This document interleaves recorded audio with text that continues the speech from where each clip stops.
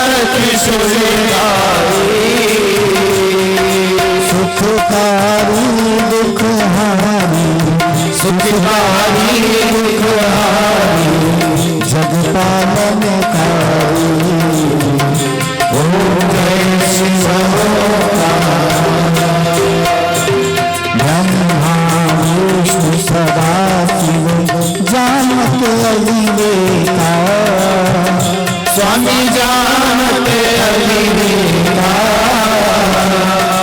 करुणाक्षर शोभित प्रमलाक्षरणे शोभित गीतिनायिका।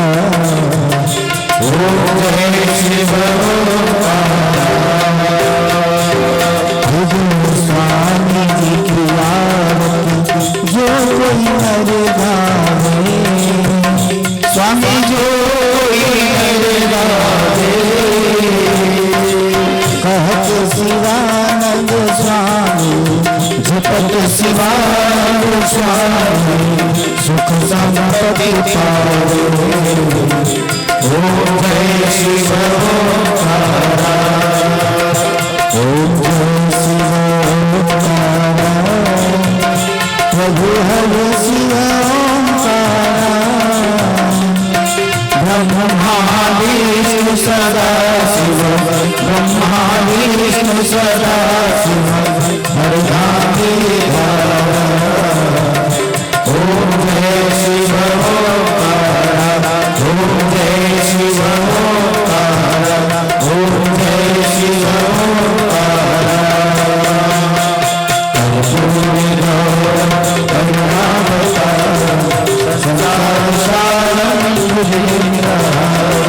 सदा वसंतम विद्यारूपे भवं भवामि सरितं नमामि। मंदारमाला गुणगानकारि प्रपादमाला विशेषणाय दिगंबराय च दिगंबराय नमः शिवाय नमः शिवाय। त्वमेव माता च पिता त्वमेव, त्वमेव बन्धु च सखा त्वमेव, त्वमेव दैवं वरं त्वमेव, त्वमेव सर्वं मम देव देव, त्वमेव सर्वं मम देव देव, त्वमेव सर्वं मम देव देव। शंकर भगवान की जय। शीतलीकरणं पुष्पयादिबंधनम् आत्मा विग्रहणं स्वात्मा विकरणम्। अर्ध परिक्रमा कर लेंगे। ओम यानि गानि जपानि जन्मान्तरकृतानि च तानि सर्वाणि नश्यन्तु प्रदक्षिणायां पदे पदे। हस्तौ प्रक्षाल्यः हस्तेनाक्षतपुष्पं गृहीत्वा मन्त्रपुष्पाञ्जलिः। ॐ जन्मेनाजन्यमयन्तदेवास्तानि धर्माणि प्रथमान्या सन्देहनागं महिमानः सचन्द्रपूर्वे साद्या शान्तिदेवा नानासुगन्धपुष्पाणि यथा कालोद्भवानि च पुष्पाञ्जलिर्मया दत्त गृहाणां परमेश्वर। आवाहनं न जानामि तमार्चनं पूजां चैव न जानामि क्षम्यतां परमेश्वर क्षम्यतां जगदीश्वर। ओम भगवते साम सदाशिवाय नमः। मंत्रपुष्पाञ्जलि समर्पयामि। बोलो शंकर भगवान की जय। नारायण भगवान की जय। नारायण भगवान की नाम के सभी देवी देवताओं की नमः। पार्वती पतये हर हर हर महादेव। सभी भक्तगण यथा स्थान ग्रहण करेंगे। कुछ ही क्षण पश्चात पूज्य आचार्य जी के मुखारविंद से भगवान की अमृतमय कथा का श्रवण पान आप लोग को कराया जाएगा। तो आप लोग यथा स्थान ग्रहण करें।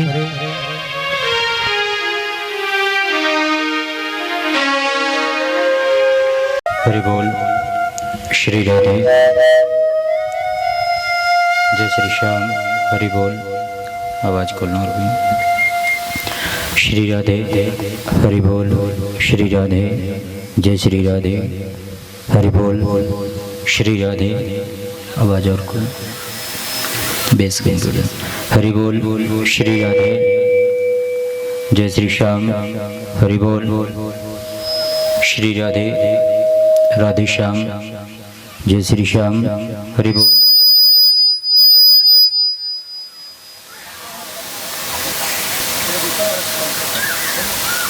श्री राधे श्री राधे जय श्री श्याम हरि बोल हरि बोल। श्री राधे राधे श्याम। आवाज और खोलो, आवाज खोलो।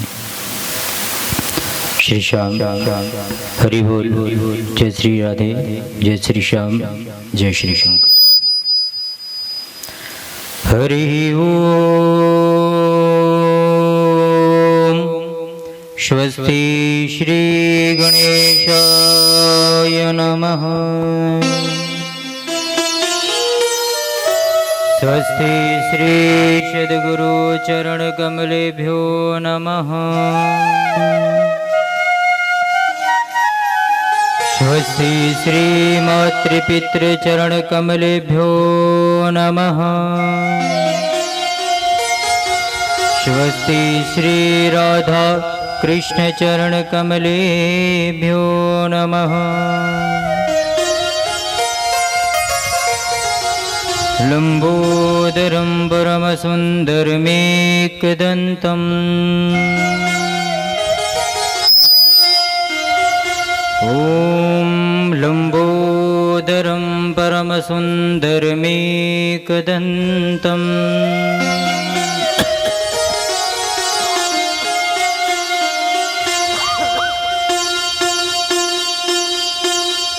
पीताम्बरं सुहृदं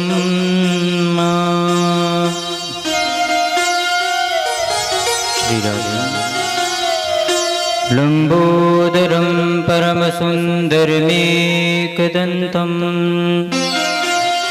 रक्ताम्बरं त्रिनयनं परमं पवित्रम् उद्यदिवाकरकरोज्ज्वलकायकान्तम् विघ्नेश्वरं सकलविघ्नहरं नमामि। ध्येयं सदा परिभवाग्नमभीष्टदोहम् तीर्थास्पदं शिवविरिञ्चिनुतं शरण्यम् भृत्यार्तिहं प्रणतपालभवाब्धिपोतम् वन्दे महापुरुषते चरणारविन्दम्। देवदेव महादेव भूतात्मन भूतभावना त्राहिणः शरणां पन्नां त्रैलोक्यदहनाद्विषा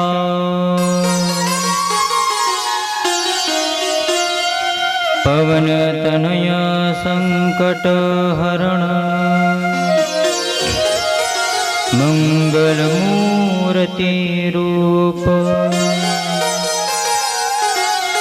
रामलिखन सीता सहित हृदय बसहु सुरभूप।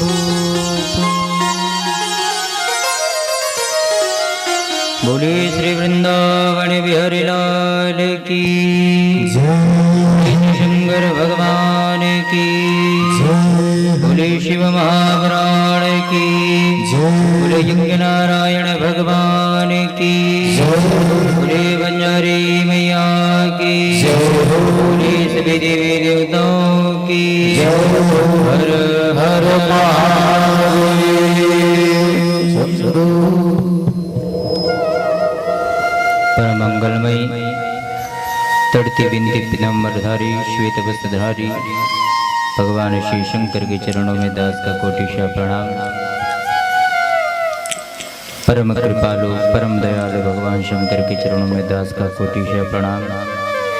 एवं यहाँ पर आवाहित उपस्थित सभी देवी देवताओं के चरणों में दास का कोटिशा प्रणाम एवं यहाँ पर उपस्थित सभी भक्त वृंदों के हृदय स्थल पर स्थित उस बांके बिहारी के सभी को मेरा कोटिशा प्रणाम। सज्जनों, विगत 6 दिनों से आपके ग्राम में देवरी में सुंदर भगवान शंकर के अमृतमयी शिव पुराण की गंगा बह रही है और आप और हम सब मिलकर इस अद्भुत ज्ञान गंगा में हम सब मिलकर बढ़िया स्नान कर रहे हैं, आनंद ले रहे हैं, गोता लगा रहे हैं। और आज कथा का 7वां दिवस है, अंतिम दिवस। तो कहा जाता है जो व्यक्ति 6 दिनों की कथा को किसी कारणवश नहीं सुन पाया तो कहीं अंतिम दिन बैठकर सच्चे मन से कहीं भगवान की कथा को श्रवण करे तो भगवान उनकी सारी मनोकामनाओं को पूर्ण कर देते हैं। तो आइए सज्जनों, आज की समृद्धमय ज्ञान गंगा में हम सब गोता लगाने से पहले अपने मन और वाणी को पवित्र करने के लिए भगवान नाम संकीर्तन करते हैं। फिर इसके पश्चात आज की कथा की रचना करते हैं। बोलिए भक्त वत्सल भगवान की सभी बड़े प्रेम के साथ श्री राम जय राम जय जय राम, श्री राम जय राम जय जय राम, श्री राम जय राम जय जय राम, श्री राम जय राम जय जय राम, श्री राम जय राम, श्री राम जय राम, श्री राम जय राम, श्री राम जय राम जय जय राम, श्री राम जय राम जय जय राम, श्री राम जय राम जय जय राम। मैं तो सदा से तुम्हारी दीवानी, मैं तो सदा से तुम्हारी दीवानी, भूल गए प्रीतम प्रीत पुरानी, भूल गए प्रीतम प्रीत पुरानी, जपती हूँ तेरा, जपती हूँ तेरा नाम शुभ श्री राम जय राम जय जय राम,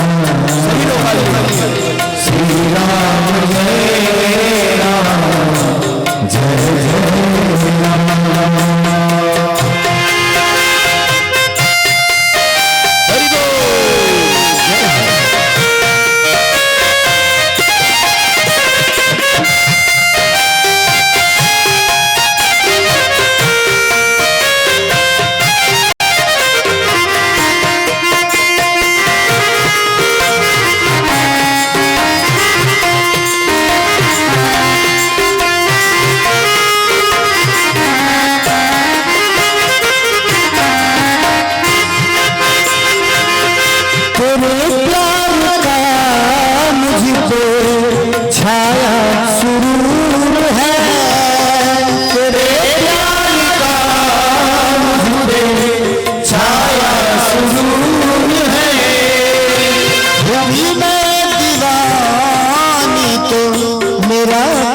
कसूर है, हुई मैं दीवानी तो मेरा क्या कसूर है, तेरे प्यार का मुझ पे छाया सुरूर है, तेरे प्यार का मुझ पे छाया सुरूर है।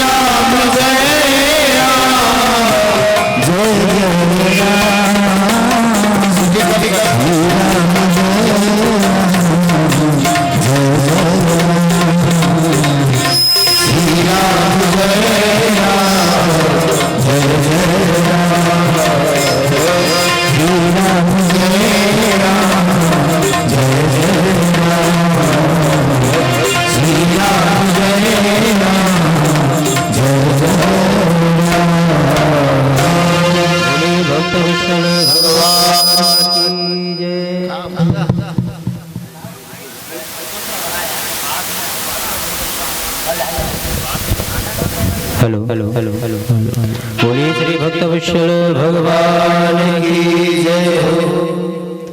परम मंगलमय श्री ठाकुर जी की श्री भगवान शंकर के अमृतमय कथा आप सभी के ग्राम में सुंदर प्रवाहित हो रही है। तो कल की कथा में हम सब ने भगवान के परम भक्तों की कथा को श्रवण किया। भगवान के ऐसे अक्षय भक्त हुए जिन्होंने भगवान के सच्चे मन से आराधना की और भगवान शंकर ने उन सबके ऊपर कृपा की। तो कल हमने भगवान के कई भक्त जैसे उपमन्यु जी महाराज की कथा का श्रवण किया। बेस कम कर कि किस प्रकार से उपमन्यु जी साधारण दूध के लिए रो रहे थे। अपनी माता से बहुत प्रार्थना की, मैया मुझे दूध पीना, लेकिन इतनी गरीबी थी कि गरीबी के कारण उनके घर में गाय भी नहीं थी, दूध नहीं थी। तो माँ ने कह दिया जा यदि दूध पीना ही भगवान शंकर को प्रसन्न कर ले, तपस्या करके सागर ही मान। तो उपमन्यु इतना तपस्या किया जिनकी तपस्या से स्वयं साक्षात भोलेनाथ प्रसन्न हो गए, प्रकट हुए।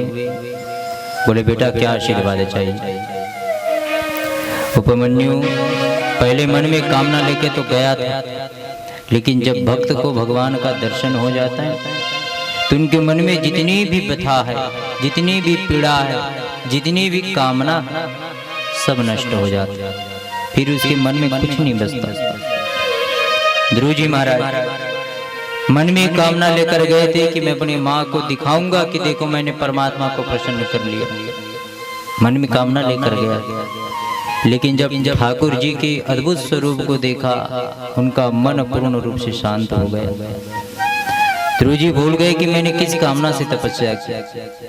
ध्रुव जी प्रभु से कहे, प्रभु जब मैंने आपका दर्शन नहीं किया था तब मेरे मन में बहुत इच्छाएं थी, बहुत कामनाएं थी, लेकिन जैसे आज मैंने आपका दर्शन किया तो आपके दर्शन मात्र से ही मेरे जीवन की जितने भी ताप थे, जितनी भी कामनाएं थी, सब नष्ट हो गई। तो जो भक्त भगवान के पास जाता है और जब भगवान के सच्चे प्रेम में वो डूब जाता है सज्जनों, तो उसकी सारी व्यथा, सारी कामनाएं पूर्ण हो जाती है, फट जाती है। फिर वे एक भगवान के सिवाय फिर किसी को नहीं मांगता। तो कल जब उपमन्यु को भगवान शंकर का दर्शन हुआ, तपस्या तो किया था किसी कामना को लेकर, लेकिन जैसे ही भगवान बुद्ध भावन के अद्भुत स्वरूप का दर्शन किया उसकी सारों मनोकामनाएं पूर्ण हो गई।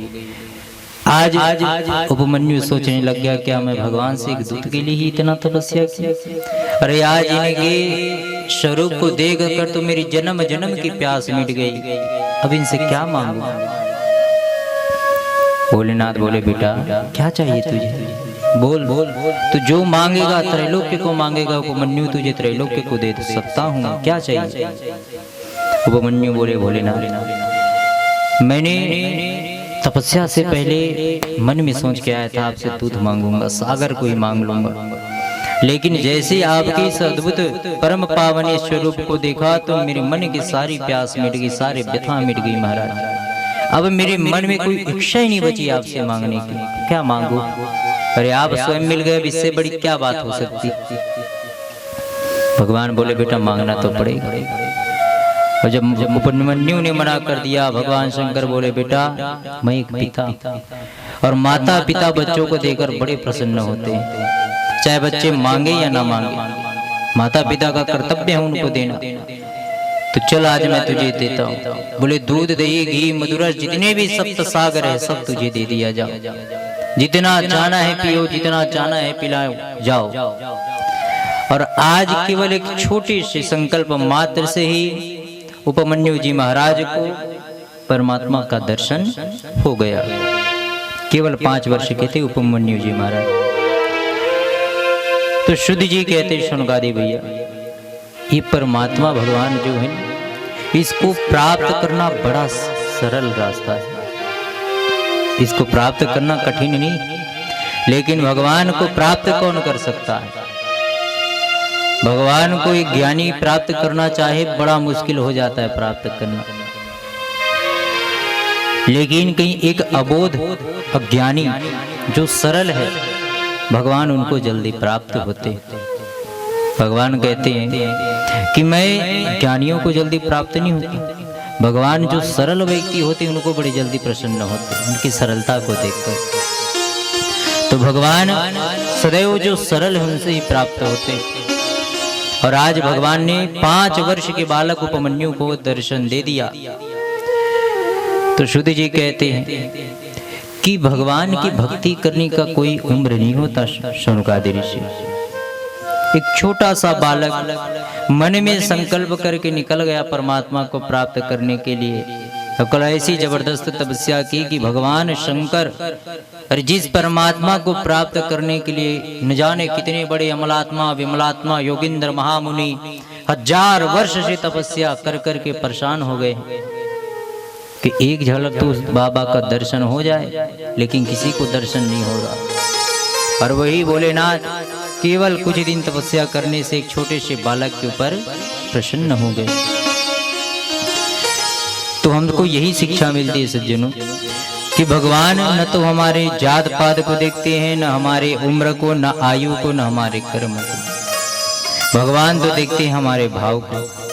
और जब हम भाव से भगवान को पुकारते हैं या भगवान को बुलाते हैं तो भगवान भाव के साथ ही भक्त के पास आता है। तो भगवान कहते हैं व्यक्ति को चाहिए कि सदैव भगवान के पूजा पाठ करे। यह मत देखिए कि भगवान की अभी पूजा करने की उम्र नहीं, अभी तो बचपन है। अरे प्राय व्यक्ति कहते कि भगवान का पूजन पाठ कब होता है? बोले जब बुढ़ापा आता है तब होता है। अरे अभी तो खेलने कूदने की उम्र है। लेकिन ये ज्ञान अपने बच्चों को कभी नहीं देना, क्योंकि जब आपका बच्चा छोटा होता है ना, उसी समय वो सबसे ज्यादा सीखता है। आप देखेंगे जैसा करेंगे वैसे ही बच्चा भी करता है। उसको नहीं पता कि भगवान क्या है। वो देख लेगा कहीं आप अगरबत्ती घुमा रहे हैं, वो भी एक अगरबत्ती लेकर घुमाते रहेगा, आपका अनुकरण करेगा। तो उस समय जो आप उनको संस्कार देंगे, समझ लीजिए बीज बो दिए आप, और धीरे धीरे उनको पानी डाल रहे हैं संस्कार रूपी बीज को दे के। तो धीरे धीरे जब वो बालक बड़ा होते जाएगा, उनके अंदर वो संस्कार पल्लवित होते जाएगा। और जैसे धीरे धीरे पल्लवित होते गया तो देखते देखते जब बड़ा हो गया तो वो पेड़ का रूप ले लेगा वो संस्कार। फिर वही संस्कार फिर आगे चलकर आपको लाभान्वित करेगा, आपको, समाज को, देश को, राष्ट्र को, सबको लाभान्वित करेगा। फिर आपको कभी चिंता नहीं होगी कि आपका बच्चा गलत रास्ते में जाएगा, वो कभी नहीं जा सकता। क्यों? क्योंकि उनको संस्कार तो बचपन से मिला है। और कहीं आप कहीं सोचे अभी तो बच्चा है, चलो आप बचपन से ध्यान नहीं दिए, और वही बच्चा कहीं हो गया 15-20 साल का, अब आप उनको कहो कि मंदिर चलो बेटा, तो नहीं जाएगा, कभी नहीं जाएगा। जा गया, चला गया तो बेमन के साथ जाएगा, उनका मन नहीं लगेगा। क्यों? क्योंकि आपने उनके अंदर बीज तो बोया ही नहीं है बचपन से। बीज को भी तो फलने में समय लगता है, पेड़ बनने में। तो कभी भी हो आपके घर में बच्चे हो तो बड़े बुजुर्गों का ये सबसे बड़ा कर्तव्य है कि उस बच्चे को संस्कारित करें। जो माताएं होती है, दादी होते, दादा होते, इन सब का कर्तव्य है कि घर में जितने भी बच्चे उन सबको सुसंस्कारित करें। और कैसे? तो उनको कहानियां सुनाकर भी कर सकते। तो जो छोटे छोटे बच्चे रहते हैं उनको कहानी सुनना रहता है। तो यदि जो हमारे बुजुर्ग है कहीं उनको कहानी सुनाए राम जी के बारे में, श्याम जी के बारे में, जो कहानी वो सुनेगा बच्चा वो उस पात्र से सीखने लग जाएगा। हम ही छोटे छोटे थे, हम राम जी को नहीं जानते थे, लेकिन कहानियों में ये जानते थे कि राम जी दशरथ के 4 पुत्र थे, बड़े वाले राम थे। ये सब कौन जानते थे? बच्चा पढ़ा थोड़ी है, तो कहाँ से जानता है? बोले अपने घर से। उनके दादा दादी पिता जो है कहानियां सुनाते हैं, बताते हैं इनके बारे में, बेटा ये भगवान श्री राम है, ये भगवान शंकर है। वो बच्चा बचपन से ही जानते जाता है, और जैसे धीरे धीरे जानते गया तो उसके अंदर वो संस्कार जब पल्लवित हो जाता है, फिर वही बच्चा अपने घर को, अपने ग्राम को, अपने देश को, अपने राष्ट्र को फिर संस्कारित कर देता है। तो शुद्ध जी कहते हैं भक्ति तो बचपन से ही आती, और भक्ति के विषय में कहा है कब करना चाहिए, तो भक्ति कर लो मस्त जवानी में। भक्ति तो भैया जवानी में ही होती है, क्योंकि इस समय खून गर्म रहता है। अरे कितने भी कष्ट को आप सह सकते हैं, कितने देर बैठ सकते हैं आप, और जितना कार्य आप बुढ़ापे में नहीं कर सकते उससे ज्यादा आप जवानी में कर सकते हैं। तो ये युवावस्था है किस चीज के लिए? ये भक्ति के लिए। भक्ति कई प्रकार की भी होती है, मातृ भक्ति, पितृ भक्ति, देश भक्ति।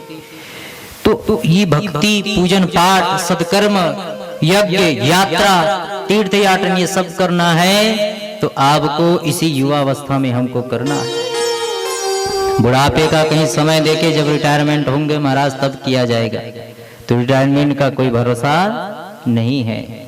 अरे आपको ले गए, चलो केदारनाथ चलते हैं, गए केदारनाथ, पता चला रहा एक ही सीढ़ी नहीं चढ़ पा रहे, क्या हुआ महाराज? बोले घुटना दर्द कर रहा है, कमर दर्द कर रहा है, तो चलना है 20 किलोमीटर 30 किलोमीटर पहाड़ियों में, तो वही तीर्थ याटन थोड़ी हो पाएगा। अगर पैर में ही दर्द है, आपको मैं कहूं कितना अच्छा ज्ञान का बात बताऊं, आपका ध्यान कहाँ रहेगा उस दर्द में? तो भगवान शुद्ध जी कहते हैं भगवान के पूजन करने का सबसे उत्तम समय है ये युवा अवस्था। और जो व्यक्ति युवा अवस्था में बढ़िया से पूजन पाठ कर लिया, समझो उसके आगे की भी वही हैबिट बन जाती। तो जो भी सत्कर्म करना है युवा अवस्था में कीजिए। और प्राय आप सबसे निवेदन है कि आप सब अपने घर के बच्चों को संस्कारित कीजिए। आप बच्चों को ज्ञान की बात बताइए। हमारे सनातन धर्म में जितने भी देवी देवता है सबके विषय में बताओ। वो पूजा ना भी करे तो उसको बुलाओ, बेटा चलो आओ पूजा करते। तो जब उसका मन लग जाएगा तो फिर एक समय ऐसे आएगा आपको कहने की आवश्यकता नहीं पड़ेगी, वो बच्चा पूजा पाठ करेगा। और जो भी गलत चीज है आप बचपन से बता दिए गंदा है, वो बच्चा सीखते जाता है गंदा है, तब उसको आगे जाकर पता चलता है सच में ये गंदा है, फिर उस चीज से वो बिल्कुल दूर हो जाता है। तो ये सबसे बड़ी बात ये है कि यदि हमको बच्चा को समझाना है तो बच्चा क्या करता है? अनुकरण करता है। तो उसके लिए यह भी आवश्यक है कि हम भी उनके समक्ष सही रहें। जब हम ही कहीं गलत कर्म कर रहे हैं और बच्चे को समझाएं बेटा ये गलत है, लेकिन देख क्या रहा है बच्चा, ये तो पापा जी भी कर रहे हैं, फिर वो बच्चा नहीं समझ सकता, इसे दूसरे को अच्छा नहीं बना सकते। तो सबसे पहले तो सज्जनों स्वयं को पहले सुधरना पड़ेगा। और जिस दिन हम सुधर गए ना तो धीरे धीरे हमारे आसपास वाले अपने आप ही सुधर जाएंगे। तो शुद्ध जी कहते हैं भजन करना है तो ये युवा अवस्था सबसे अद्भुत है। इसमें आप कितनों भी कष्ट को सह सकते, लेकिन जैसे जैसे वृद्धावस्था का आक्रमण होता है व्यक्ति बड़ा व्याकुल हो जाता है, भक्ति के मन में मन नहीं लगता, और जैसे समय बीतता है उनकी बुद्धि भी विकृत होती जाती है। देखेंगे कई ऐसे बुजुर्ग होते हैं एक समय के पश्चात उनकी बुद्धि थोड़ी बच्चे जैसे होने लग जाती है। बुढ़ापा जो है बहुधा बचपन का आगमन होता है, फिर उस समय वो बिल्कुल बच्चा बन गया, फिर वो कहाँ भक्ति कर पाएगा। तो कहा जाता है कि करो भक्ति। अब कहीं समय निकल गया तो क्या करें महाराज, अब तो वृद्ध हो गए, तो वृद्ध हो गए तो कोई बात नहीं, जीवन भर जो कर्म किया सब हटा दो, अब कम से कम अंत समय तो बढ़िया कर लिया जाए। तो कहने का तात्पर्य है, एक सेठ था, जीवन भर वो सोना बेचा, जीवन भर। अब ऐसे ऐसे समय बीतते गया, आ गया मरने का समय, पूरा दिमाग घूम गया उसका।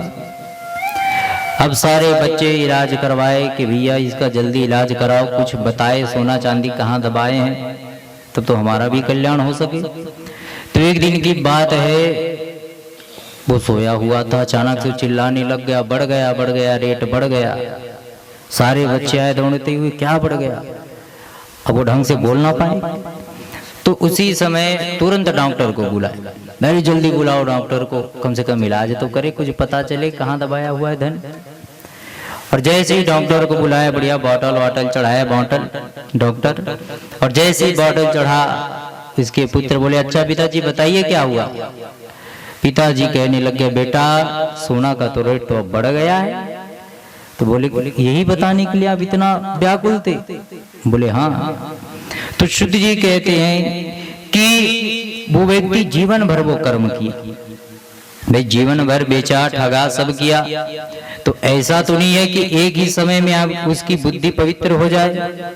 व्यक्ति जो जीवन भर कर्म किया रहता है, कहीं किसी का काट के खाया है, चोरी किया है, कुकर्म किया है, ये सब के फल को अंतिम समय में भोगते हुए जाना पड़ता है।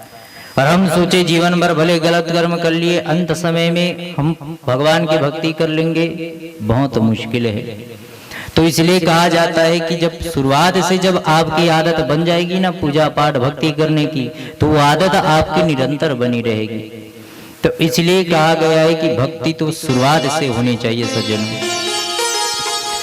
अब कहीं समय भी बीत गया तो कोई बात नहीं, जो हुआ सो हो गया, छोड़ो। कम से कम अब अंत समय में तो भगवान का नाम निकलना चाहिए मुख से, क्योंकि शुद्ध जी शास्त्रों में भगवान गीता में कहते नहीं कि अर्जुन व्यक्ति जीवन भर जो कर्म किया वो एक तरफ, लेकिन अंत समय में कहीं उसका कर्म अच्छा नहीं रहा, यदि उसकी मति अच्छी नहीं रही, तो फिर तो गड़बड़ हो जाएगा। बोले क्या हो जाएगा महाराज? तो भगवान गीता में कहते अर्जुन, मरते समय जब व्यक्ति यम यम ईश्वरम भावम त्यजत्यन्ते कलेवरम तम तमेवैति कौन्तेय सदा तद्भाव भविता। भगवान अर्जुन से गीता में कहते कि अर्जुन, मरते समय व्यक्ति की चित्त वृत्ति जिस जिस भाव में रहती है, मरने के पश्चात वो उसी भाव को प्राप्त होता है। अर्थात मरते समय हमारी बुद्धि जैसे रहेगी, अन्ते यामति सागति, मरते समय व्यक्ति की बुद्धि जैसे रहती है वो उसी योनि को ही प्राप्त होता है, ये निश्चित है। कैसे महाराज? तो एक कथा से समझते हैं, बड़ा सुंदर कथा है ये कथा, प्राय मैं बताया ही करता हूँ। ये जीवन का बड़ा सुंदर कथा है, भागवत की कथा है। तो कहते हैं कि एक समय की बात है कि आसिद पुरंजनो नाम राजा राजन गृहेच्छवा तस्या विज्ञात नामासी सखा विज्ञात चेष्टित। एक समय की बात है कि आसिद पुरंजनो नाम राजा राजो गृहेच्छवा, दो मित्र थे, एक का नाम था पुरंजन और एक का नाम था अभिज्ञात। ध्यान से सुनिए, बहुत सुंदर कथा है, ये जीवन की यथार्थ बात को बताता है। तो कितने मित्र थे? दो मित्र थे सज्जन, अभिज्ञात और पुरंजन। तो एक दिन ये पुरंजन अभिज्ञात से कहता है, भैया चलो कहीं घूमने चलते, बहुत दिन हो गया घर में बैठे बैठे बोर हो गए, चलो कहीं चलते घूमने। तो ये पुरंजन जब कहा तो अभिज्ञात कहता है, भैया मुझे तो घूमने का मन नहीं है। और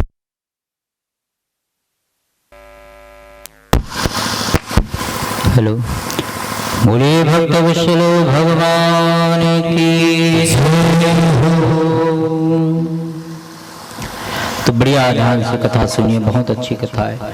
तो दो मित्र थे जिसका नाम था, एक का नाम था पुरंजन और एक का नाम था अभिज्ञात।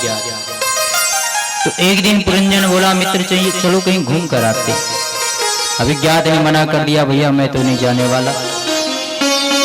तुम एक काम करो, तुमको कहीं घूमने जाना है तुम जाओ और बढ़िया घूम फिर के फिर तुम वापिस आ जाना। तो इस प्रकार अभिज्ञात ने मना कर दिया। कौन? अब ये पुरंजन निकल गया कहाँ घूमने, और ऐसा घूमा, घूमते घूमते ये लाखों शहरों में घूम गया। कौन? पुरंजन। तो पुरंजन घूमते घूमते लाखों शहरों में, अनेक प्रकार के शहरों में गया, लेकिन कोई भी शहर इसको पसंद नहीं आया, सब बेकार लगता। तो ऐसे घूमते घूमते पुरंजन एक शहर में पहुंचा, जिस शहर में 9 दरवाजे थे। बड़ा सुंदर था शहर। अब जैसे ही पुरंजन देखा तो खुश हो गया, अरे ये तो बड़ा सुंदर शहर है भैया। तो जैसे ही आज पुरंजन उस शहर के अंदर प्रविष्ट हुआ तो देखा क्या, सामने से बहुत सुंदर स्त्री चलते हुए आ रही है, और इस स्त्री के साथ 5 इधर और 5 इधर सैनिक थे, 10 सैनिक थे, और पीछे में 5 फन वाला एक सांप चल रहा था, और सामने में एक तलवार लिया सेनापति उस स्त्री के साथ चल रहा था। पुरंजन आया, पुरंजन उससे बात किया, देवी आप हो कौन और यहाँ क्या कर रही हो इस राज्य में? तो देवी कहती, महाराज मेरा नाम है पुरंजनी, और ये जो महल दिख रहा है ना, यहाँ की एक छत्र राजकुमारी हूँ मैं, और मेरे माता पिता कौन है ये तो पता नहीं। अच्छा, तो ये तो बताओ, ये सारे तुम्हारे आगे पीछे ये लोग कौन है? देवी जी कहती, महाराज ये जो इधर 5 इधर जो 5 सैनिक हैं ना, ये मेरे सैनिक हैं, ये मेरी रक्षा किया करते, जो भी काम कहूँ ये सब करने लग जाते। और ये जो पीछे में 5 फन वाला सांप है, ये सेवामय अहिर्निशम, कि ये सैनिकों की तो कम से कम ड्यूटी खत्म हो जाती है कुछ दिन में, कुछ रात में, लेकिन ये जो 5 फन वाला सांप है, ये 24 घंटे मेरी सेवा करता है। चाहे मैं सोऊं, खाऊं, पीऊं, नाचूं, गाऊं, कुछ भी कर्म करूं, ये 24 घंटे मेरी सेवा करता है। अच्छा देवी, और ये सामने तलवार लेकर चल रहा है, ये कौन है? तो वो देवी कहती है कि महाराज ये मेरे सेनापति, मेरे शहर का, और ये सेनापति जो है सारे सेनाओं को कंट्रोल करता है, और ये सेनापति आदेश दे दे 10 सैनिकों को तो ये इसी प्रकार से कार्य किया करते। तो आज वो देवी इतनी सुंदर थी, पुरंजन उसके ऊपर मोहित हो गया। पुरंजन बोला, देवी आप तो बहुत सुंदर हो, हम आपसे विवाह करना चाहते हैं। पुरंजनी बोली, महाराज सुंदर तो आप भी बड़े हो। बोले चलो विवाह कर लिया जाए।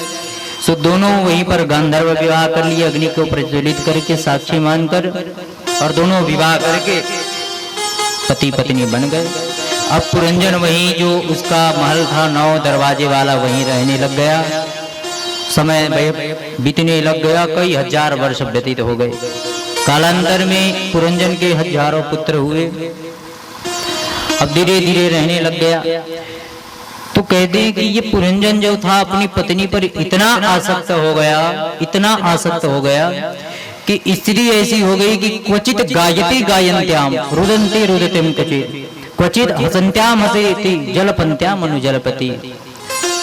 पुरंजनी की स्थिति ऐसी हो गई कि कहीं पुरंजनी रोती तो ये भी रोने लग जाता, पुरंजनी हंसे तो ये भी हंसे, और इनकी कहीं पत्नी कहीं गाने लग जाए ये भी गाए, नाचे तो नाचे। अर्थात जैसे जैसे इसकी श्रीमती करती वैसे वैसे ये पुरंजन करता। अथाह प्रेम हो गया अपनी पत्नी से। समय बीतते गया। एक दिन की बात है, एक देवी थी जिसका नाम था जरा, और ये जरा देवी अपने विवाह के प्रस्ताव लेकर अनेक राजकुमारों के पास जाती, लेकिन कोई भी राजकुमार इसको पसंद नहीं करते, सब भगा देते गाली देकर, भगो यहाँ से। तो ये बेचारी रोते हुए आ रही थी, सामने से एक चंडवेग नाम का गंधर्व मिल गया। चंडवेग नाम का गंधर्व पूछा, बहन रो क्यों रही है? तो जो जरा देवी कहती थी, क्या बताऊं भैया, मैं इतनी बदसूरत हूं कि संसार में कोई व्यक्ति मुझे विवाह नहीं करना चाहता मुझसे, अब मैं क्या करूं आप बताइए। बोले चिंता मत करो बहन।